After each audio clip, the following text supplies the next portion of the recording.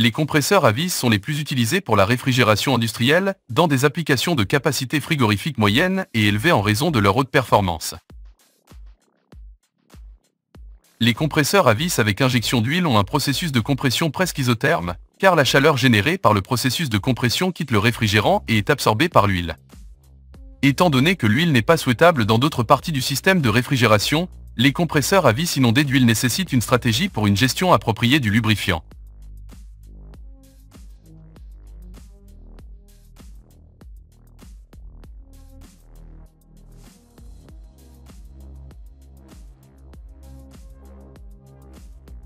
Dans cette vidéo, nous allons voir un système de lubrification utilisé avec des compresseurs à vis.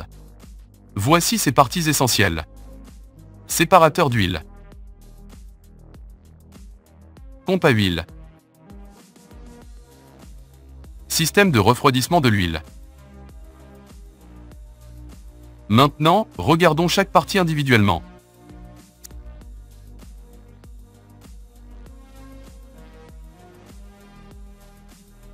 Séparateur d'huile. À l'intérieur du séparateur, les particules d'huile subissent un changement de direction et une diminution de la vitesse, ce qui fait que les particules d'huile plus grandes quittent le réfrigérant et tombent au fond du séparateur. En revanche, les petites particules d'huile heurtent les fibres internes du filtre interne du séparateur et fusionnent en gouttes d'huile plus grandes, qui peuvent ensuite être collectées plus facilement.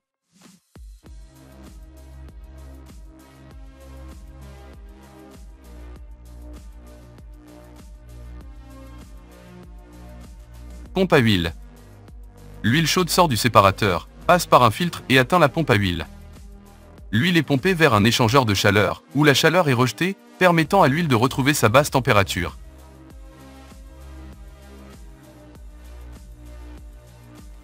Refroidisseur d'huile. L'huile peut être refroidie dans un échangeur de chaleur huileau. Cependant, le refroidissement de l'huile par thermosiphon est la méthode la plus courante de refroidissement externe de l'huile. Le système est similaire au système refroidi par eau, à la différence que l'eau est remplacée par le même réfrigérant du circuit venant du condenseur. Cette méthode utilise du réfrigérant liquide à haute pression du condenseur pour éliminer la chaleur de l'huile. À mesure que l'huile chaude entre du côté de la coque de l'échangeur de chaleur, le réfrigérant liquide reçoit la chaleur de l'huile et bout, pour remonter ensuite vers le récepteur.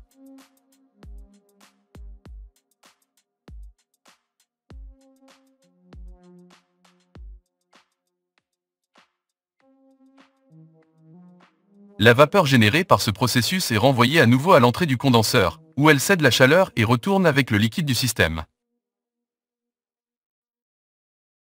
En effet, le principe de fonctionnement de cet échangeur est le même que celui de l'évaporateur inondé par gravité. Les systèmes de thermosiphon sont populaires car ils ne nécessitent pratiquement aucun entretien.